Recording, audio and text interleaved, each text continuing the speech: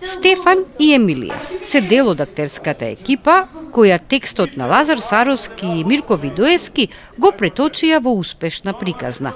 Мрзливата невеста за прв пат ја представија на театарската публика во Јабука, Република Србија. Таму беа дел од меѓународниот театарски фестивал Малиот принц. За младите актери ова беше уште едно патешествие кое води кон задоволството од актерската игра. Мојата улога беше наложенијата Стојан. На почетокот не знаевме која ќе биде нашата улога и како, но подоцна ни кажа од драмската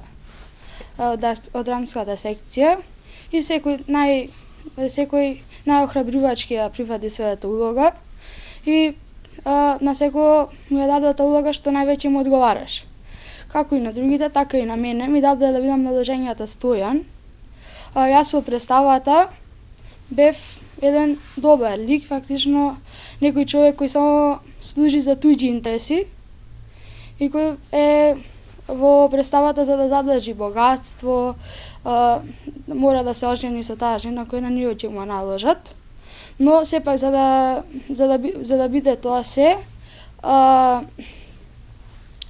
попот со останатите личности прават план како мојата жена во представата, која би требала да биде многу мрзлива и да не работи ништо, како да ја доведат таа да биде добра и да се несува добро према мене и према останатите. Јас во представата го толкував ликот на мрзливата невеста. Таа беше помалку позитивен и негативен лик. Сите ги понижуваше, не сакаше ништо да работи. Најпрвен се зачудев кога ми го дадоа на сценариото со текстот кој требаше, со улогата која требаше јас да ја изглумам, бидејќи до сега сум глумала само позитивни ликови и сега малку ми дојде онака преосврт на се, ама добро ја сватив улогата, вежбавме, имавме многу поддршка од сега јавно да изразам благодарност до нашиот режисер Глигорија Становски, кој и останатите членови од екипата, кои за сето време ни беа многу голема поддршка, не охрабрува, ни помага во припремањето за представата. Како помина гостувањето? По гостувањето беше прекрасно, патувањето исто така. Луѓето каде што бевме сместени беа многу гостопримливи. Не очекував ваков пречек, тие навистина прекрасно се однесува спрема нас. Приказната за мрзливата невеста беше инспирација и за актерот Глигорија Стојановски да се најде во улога на режисер. Младата актерска екипа поттик да се обрне сериозно внимание на подготовката и за настапот и за патувањето. Самиот текст беше предизвик, еве ја да се нафатам да направам една така интересна представа, барем така по реакциите што ги слушнавме таму. Убаво е да се работи со деца, убаво е да се работи со разбрани деца, убаво е да се работи со деца кои ја сакаат глумата, кои се послушни и кои на некој начин нашето искуство знаеја да го пренесат на сцена. Тоа беше адаптација на една македонска народна приказна,